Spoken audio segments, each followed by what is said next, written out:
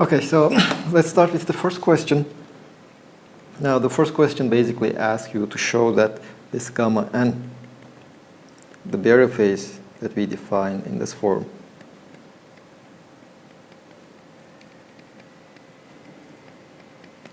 was independent of how you parameterize your constants. Now, the idea is, for example, if we in fact actually use this, if you remember our discussion on the spin, the processing of the spin in a magnetic field that was slowly changing in time. Now, we use the spherical coordinates. So kind of we use as our parameters the components of the magnetic field, and then wrote them in spherical coordinates and hence expressed everything in terms of theta and phi. But at the beginning we said the theta and phi were our parameters, not the components of the magnetic field. Now we can actually do that because this barrier phase is independent of how you parameterize your parameters that are changing in time.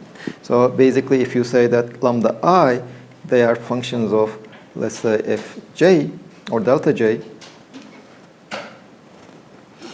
then the derivative with respect to lambda I is in fact the derivative, or let's say the derivative, with respect to delta I is the derivative with respect to lambda I times the derivative of lambda I with respect to lambda j with respect to delta I. And furthermore, in terms of these new parameters, delta, the gamma n, we can write it as psi n del over del delta I psi n d delta I. Now the derivative of delta I, we can just replace it with a derivative with respect to lambda j, psi n del over del lambda j, psi n times derivative of lambda j with respect to delta I times the differential of delta I. But this over here is nothing but the differential of lambda j. So the barrier phase is also equal to this one. Del over del lambda I psi n d lambda I. So that is the proof of the first question.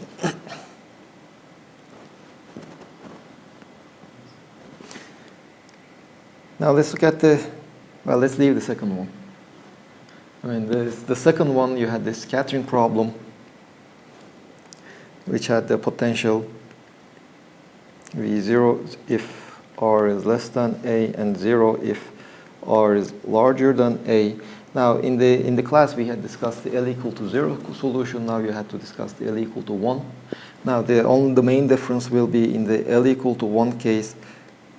This is our kinetic term, 1 over R squared d by dr. This is the radial equation, d by dr, plus L times L plus 1 is 2 over R squared, psi radial part plus V of R times the radial part. This is equal to E times the radial part. So you have to solve this equation. You will have the Bessel functions as the solutions, and you have to solve it at for R less than 0 or larger than 0. And in the R and match them at R equal to 0, you have to use the continuity of the potential, the wave function, and the continuity of the derivative. Both are continuous, so that will allow you to match the two solutions, both in the inner and in the outer.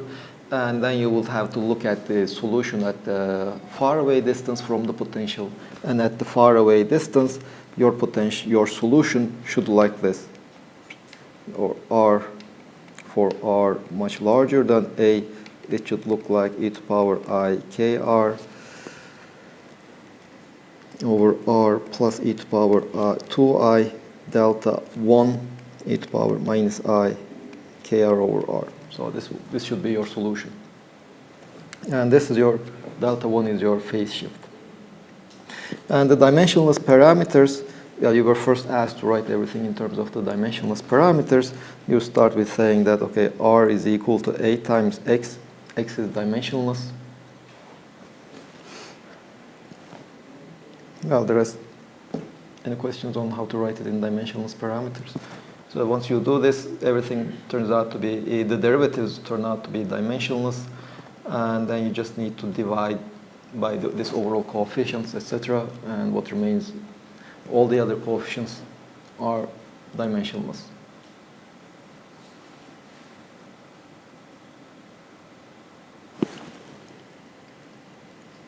And then once you have this delta L, just write 1 plus e to the power 2i delta L, delta 1. Did you use computers to plot these things? I didn't get to this point. No, okay. I there is no computer. I wrote it. It was I mean, in this question, well, at least this was written in the midterm, that you could use numerical values and solve them numerically. You need to get to that one. Okay.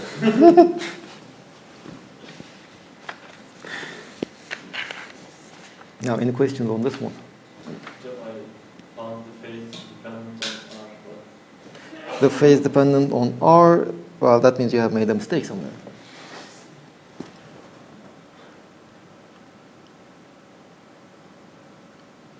How did you get that? Okay, it will be interesting to read it.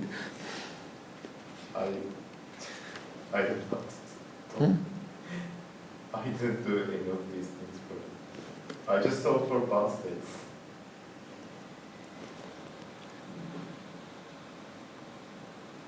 By the way, this plus would be minus inside. Not at all. Yeah, its power IKR is, yeah. IKR is the ingoing wave. No. No, okay.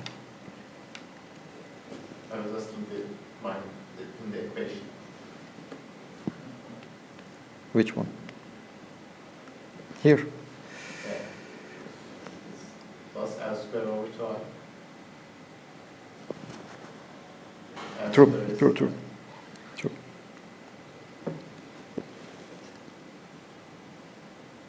And shouldn't you also solve for y? Y ln? You have RR and you need y, then because you said you should solve it with respect to L equal 1, so you need to Well, you see, you have the radial part, right? That's the part that we really care about. where you will plug L. L appears over here. This is L plus 1. You see, the radial part, only the radial equation depends only on L. And the phase shift appears in the radial part. So the full solution will, of course, be R times YLM, but we don't need it.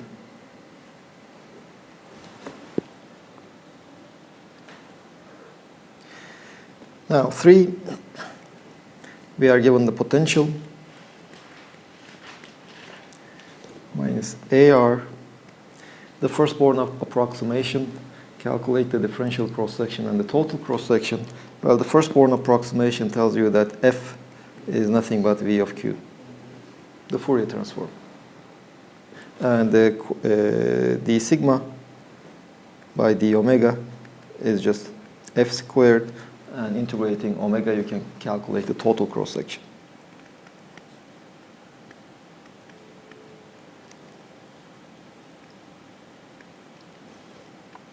Well, let's first take the Fourier transform. V of Q is equal to e to the power I QR V0 Q dot R minus AR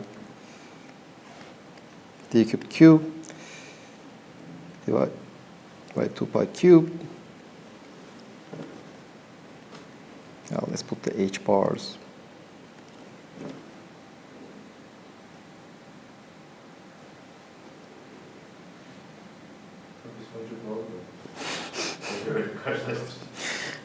Well, let's say this is V0 times 2 pi over 2 pi H bar cubed.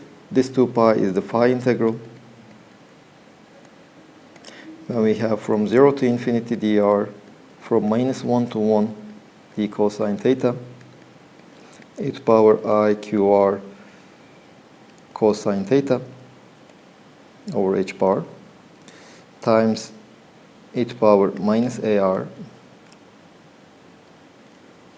This is equal to, if you integrate it over cosine theta, v0 times 2 pi over 2 pi h bar cube from 0 to infinity dr e to power minus ar. The integral is h bar over I qr times e to power I qr minus e to power minus I qr. Now here I have an r squared also.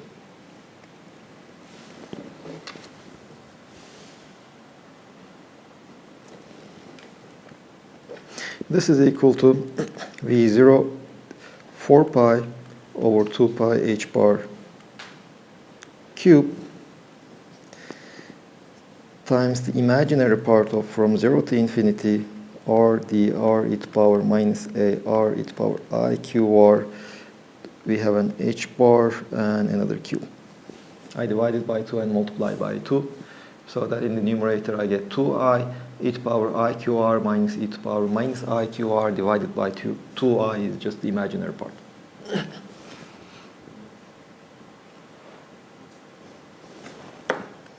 And then I need to take this integral. This is equal to v0 4 pi h bar over 2 pi h bar cube 1 over q. Well, in here I can, instead of this r over here, I can just replace minus d by dA. And that would give me the imaginary part of minus the derivative with respect to a. The remaining integral is 1 over a minus I cube.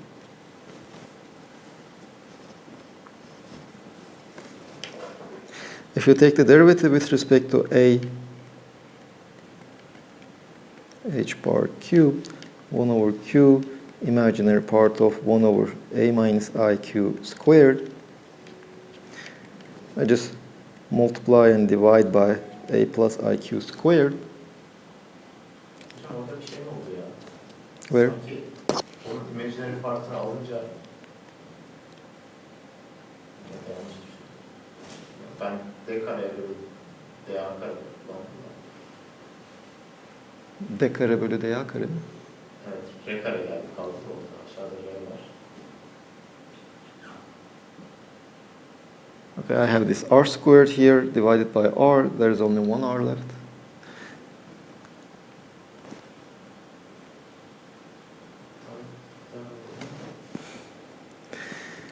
v0 4 pi h bar divided by 2 pi h bar cubed 1 over q imaginary part of a plus iq squared divided by a squared plus q squared all squared. This is equal to v0 4 pi h bar divided by 2 pi h bar cubed 1 over q. We can just take the imaginary part now. It is 2aq divided by a squared plus q squared squared. And q's, we can just cancel them. So f is 4 pi h bar divided by 2 pi h bar cubed, v0 2a over a squared plus q squared squared.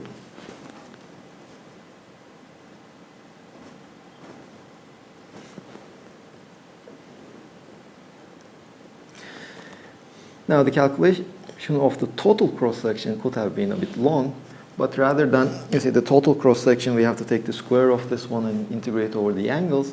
The angles come through Q. But rather than taking this, integrating over the angles, I can convert the angular integration to integration over Q. And to do that, you see, Q squared is just k minus k prime squared. This is equal to k squared plus k prime squared minus 2k k prime cosine theta, theta being the scattering angle. Now k prime and k, they are equal, they have the equal magnitudes. Those vectors are, we have energy conservation. So initially the particle arrives with a momentum k and then it's scattered with momentum k prime.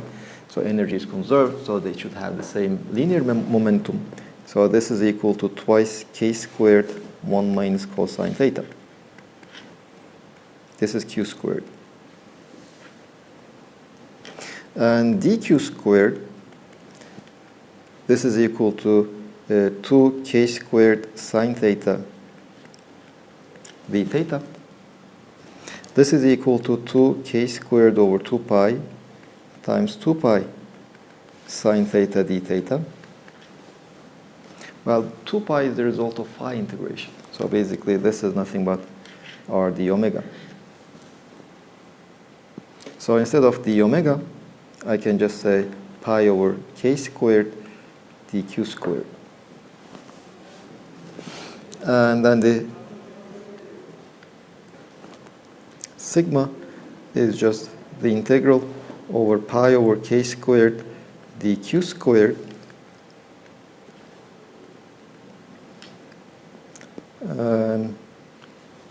of this thing squared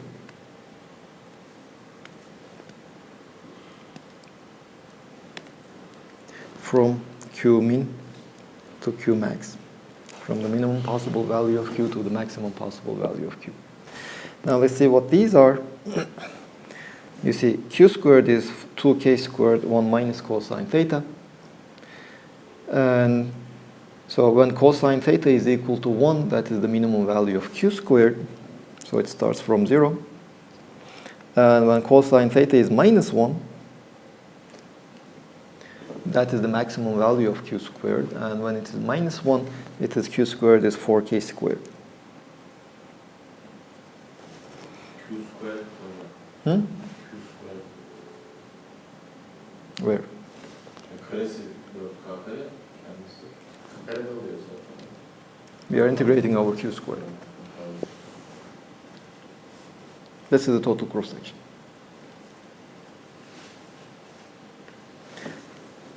Now, any questions on this one? Do we have to do the transform? No, I mean, if you want to integrate over the, I mean, even if you just write this expression over here, this one, you get majority, most of the points.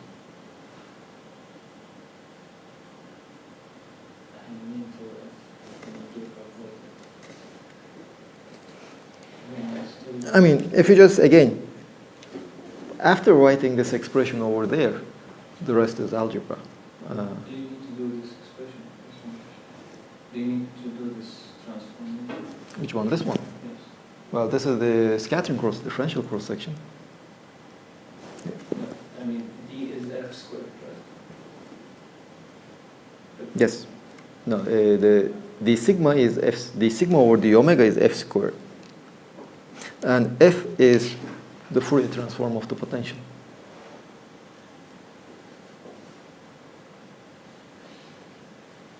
I'm asking because I studied from the book, and there is formula for this case that f equal m over 2 pi h bar squared.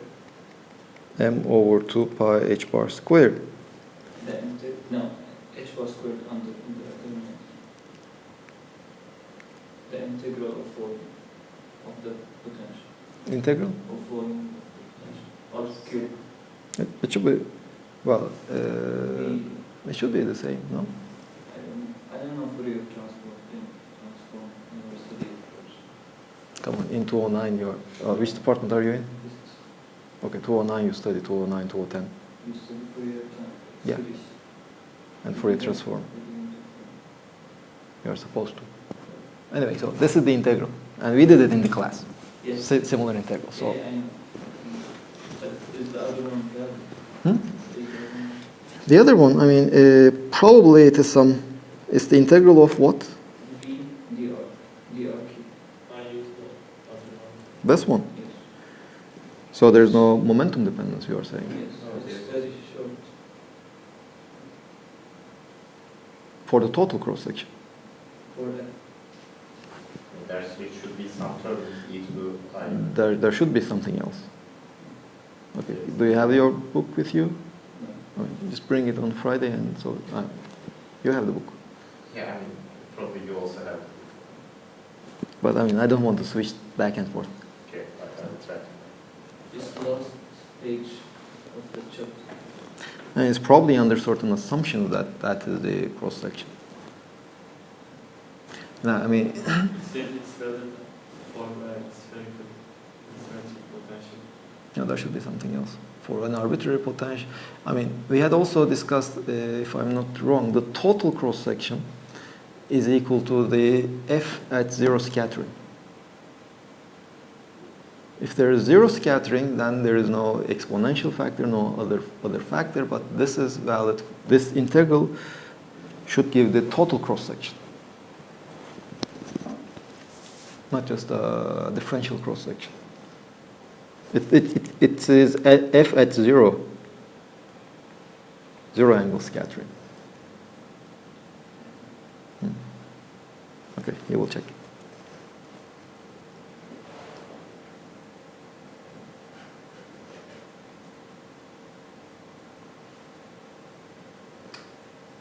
I didn't have that download to be ready. Yeah, okay. We can go. Okay, so we will check that.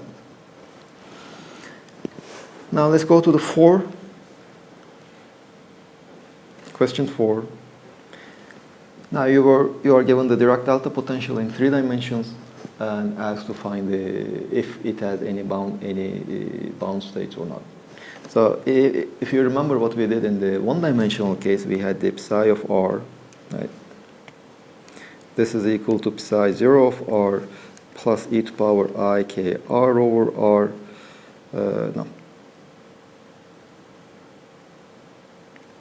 plus the integral d cubed r prime g of r prime and psi of r. Now v of r prime, psi of r prime. So this was the general solution of the Schrödinger, formal solution of the Schrödinger equation, let's say. And in the 1-dimensional case, we had shown that this g is proportional to e to power I k r minus r prime in 1D. And we could just proceed and evaluate find the solution for which psi 0 is equal to 0. And then in 3D, we had obtained that g was proportional to e to power I k r minus r prime divided by r minus r prime. So if you use v of r prime, this is equal to, let's say, Dirac delta of r prime, the 3-dimensional Dirac delta. You have the Dirac delta potential. Let's just put it in the origin. And then psi of r becomes psi 0 of r plus e to power I k r over r psi of 0.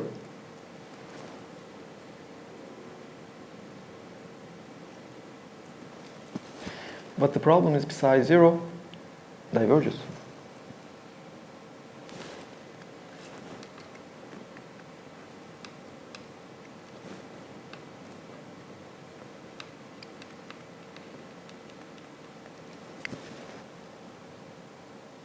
Either psi 0 should be 0, but if psi 0 is 0, that just means that it's not feeling the potential at all.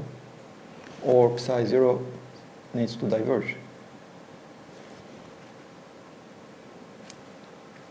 Well, you can have divergent solutions if you don't want normalizability. Like the plane wave, the normalization diverges. Its integral diverges. But for bound states, you don't want, you would rather have normalizability. So the normalization should be 1, but you cannot normalize this one. That's basically why you cannot have bound state in the 3-dimensional Dirac delta potential. Well, let's see, 1, 2, 3, 4, 5, 6 lines.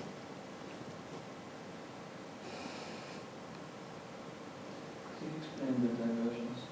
Well, r is equal to 0. So when r is 0, I can see. But what the other case you mentioned? I mean, for example, okay, this is true, but you see, we can have this 1 over the Dirac delta potential in 3 dimensions. We do have solutions of it. They're just not bound states. They will be, for example, you can have plane wave-like solutions. You can have many solutions which doesn't see the Dirac delta. Now you see, this equation for psi 0 basically has two kinds of solutions. Either psi 0 is divergent,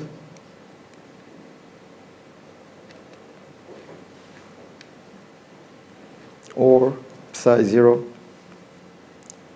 is equal to 0. Because if psi 0 is 0, then you don't have this solution. But if that just means that psi r is just psi 0 r, it doesn't see the Dirac delta. Well, that is kind of expected because the wave function at the origin is 0. So you just have the plane waves. Or if you are happy with having psi 0 is infinity, you can also look for other solutions that are not necessarily 0 at infinity, at 0 at the position of the Dirac delta. But such solutions, you can make sense of them only if they are just like the plane waves. They are not normalizable. You cannot normalize those solutions like the plane waves. But for the bound states, you would like to have your bound states to be finite everywhere. So this is also not bound state.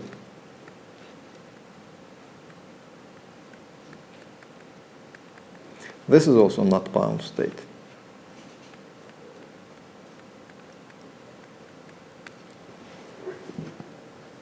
So there are no bound states. To have a bound state, we should have the negative integer. What would the answer be if you?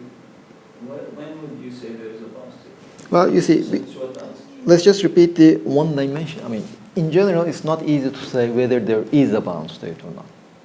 In this example, it's easy to say that there is no bound state. Because there's divergences, or either you don't see the Dirac delta.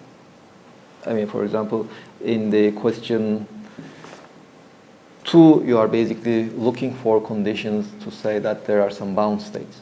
Not for all potential wells you get a bound state. The potential well should be deep enough to have a bound state.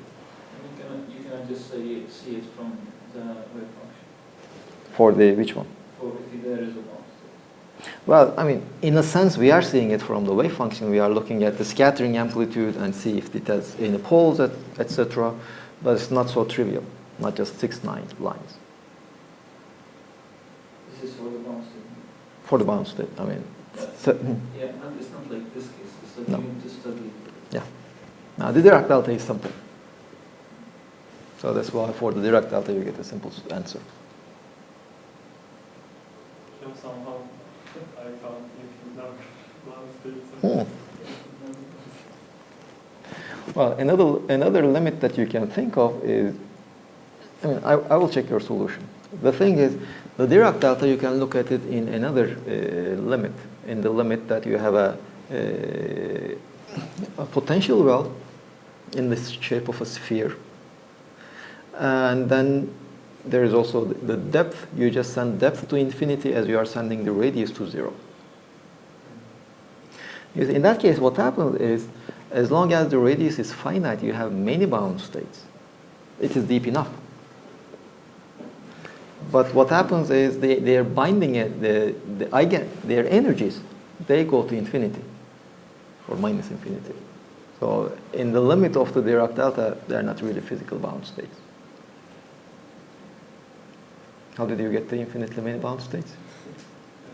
I worked in Cartesian coordinates, and I found one condition for kx, ky, kz, and I said I can choose kx, ky, kz.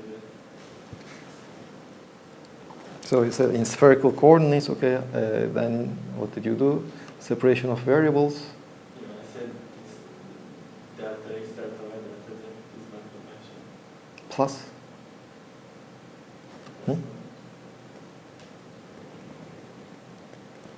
Did you say plus delta x, delta y? No, delta x, delta y, delta z. Okay, this is true. So let's see.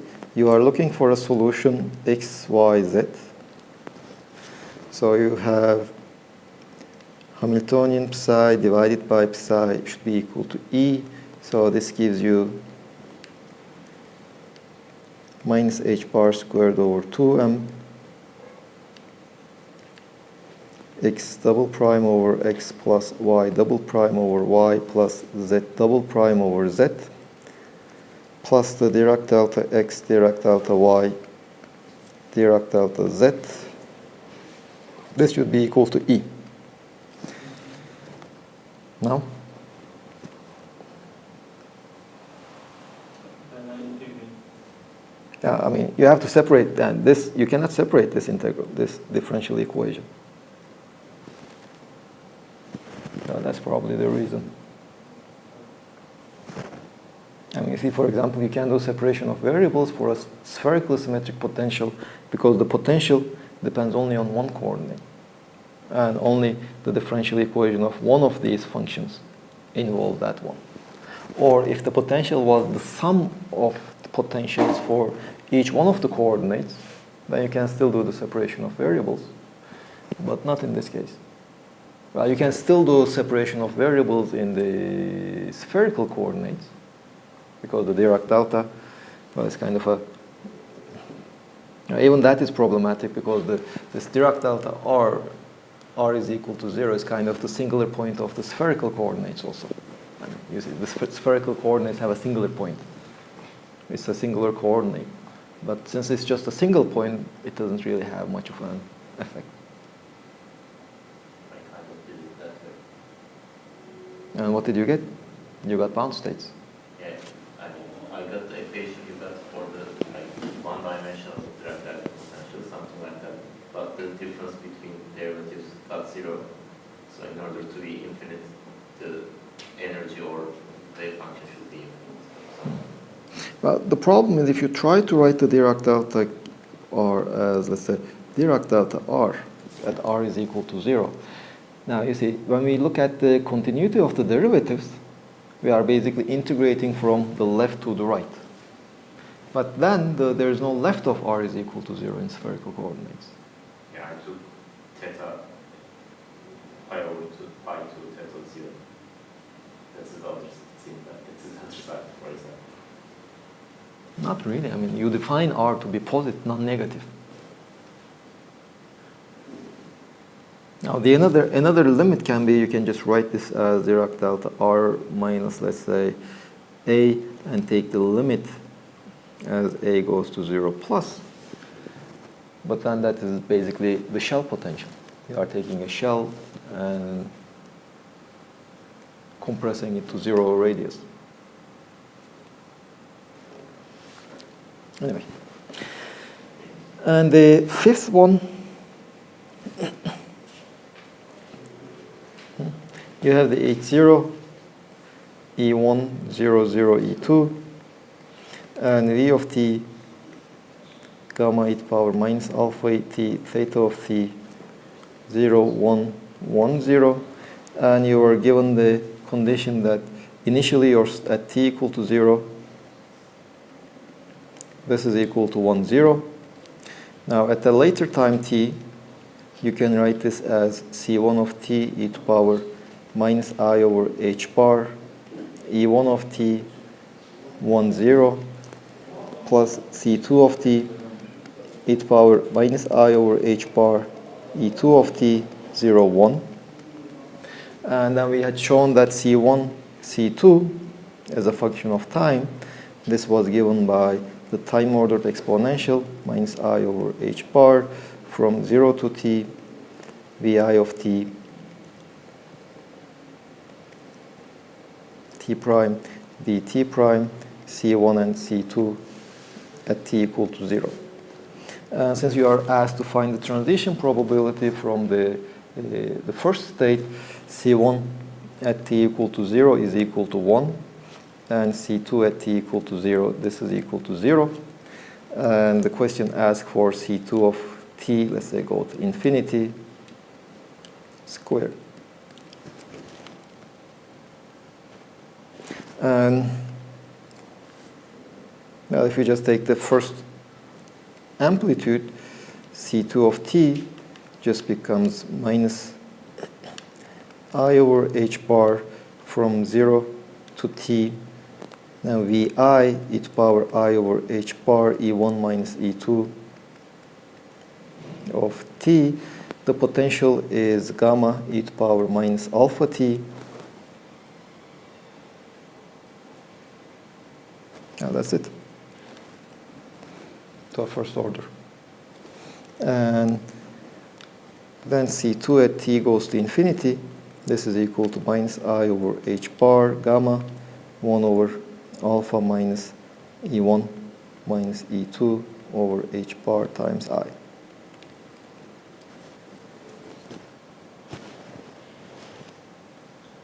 During this question, I couldn't recognize data as unit function.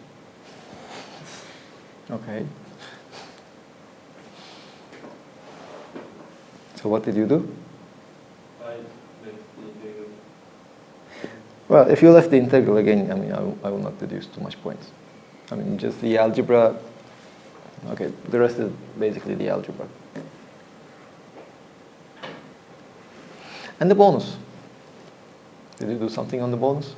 I did, but it is like kind of it depends on the what is geo. No, it is like because the Earth is not perfect sphere. Oh. It was given the sphere. It was said that sphere. I couldn't find any parameters to vary, so I took this G varies value. I said in that example we are covering an area and the rotation of the or plane of pendulum is related to the area we cover. And for example in Arnold effect, the phase is related to the magnetic field we cover. But no computation, right? No.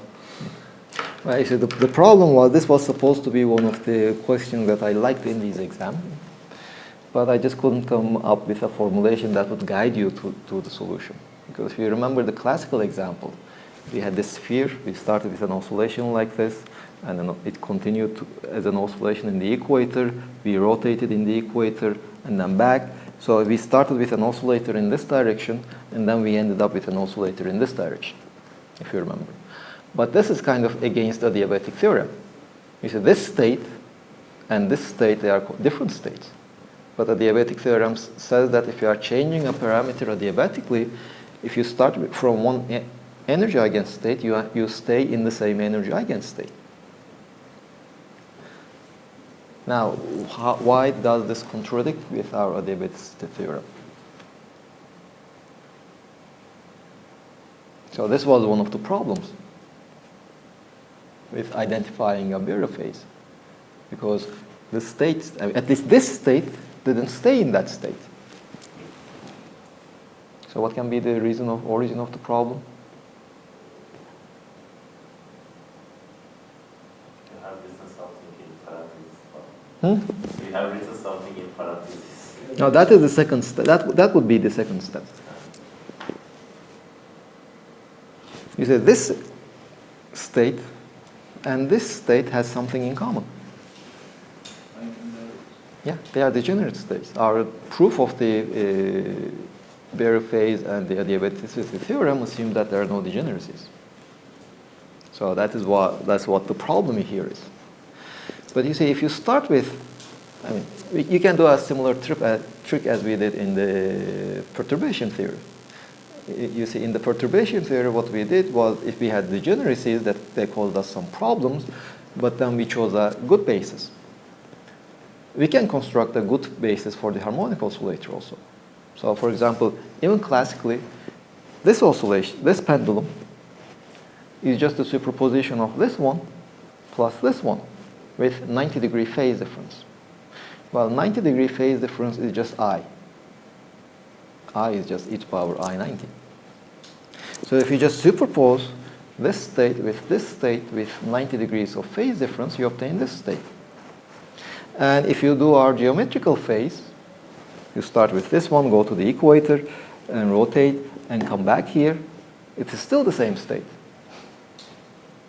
But it can acquire a geometrical phase, which is the Beer phase. So you're back to your initial state, and you still might have a phase. That is the Beer phase. Now, this oscillation, you can just write it as this oscillation plus the other one. And they both will acquire different Beer phases. And those differences in the Beer phases will lead you to start from this one to this one. This is one of the examples of an possible observation of the effects of the stereophase. By the way, what is this state?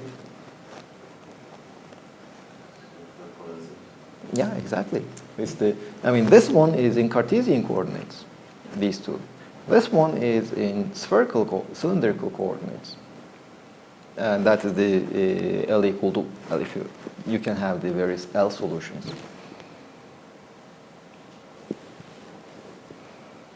Well, to be honest, I just spent like one full day to come up with a formulation of this problem with various failing attempts. And I just came up with this explanation just like half an hour before the exam was announced, so I just prefer to leave it as bonus. Okay, any questions?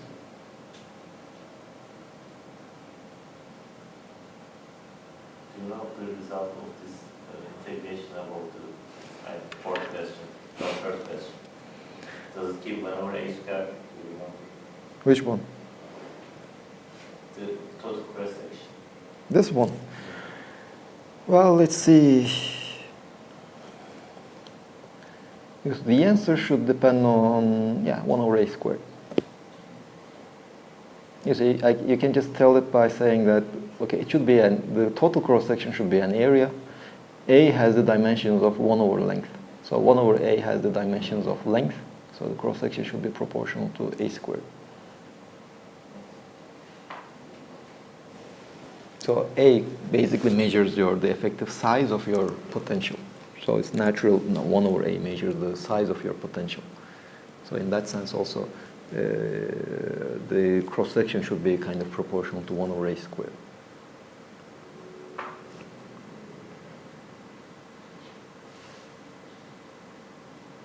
Or you can just make a change of variables from q squared to a squared times x, and the integral just becomes 1 over a squared times various factors. So if you just replace q squared by a squared x, a squared you can just take it out. That's okay. A squared you can take out, so it becomes a to the 4. You have 1 over a cubed, 1 over a to the 6.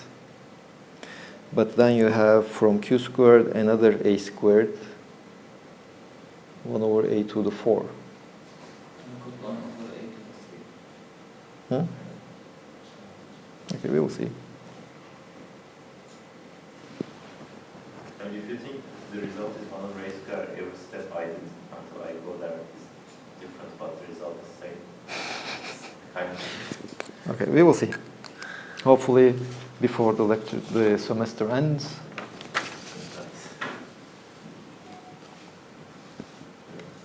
Did you find it?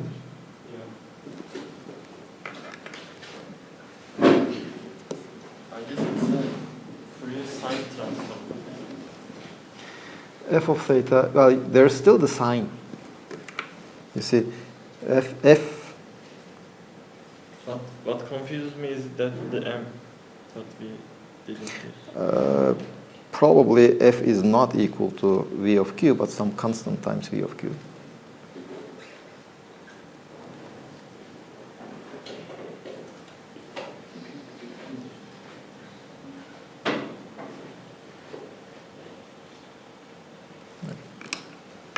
I'll show it to him.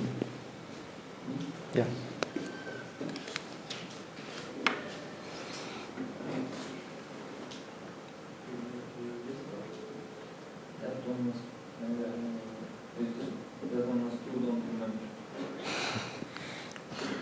So you forgot the sign. Okay. Okay, so see you on Friday.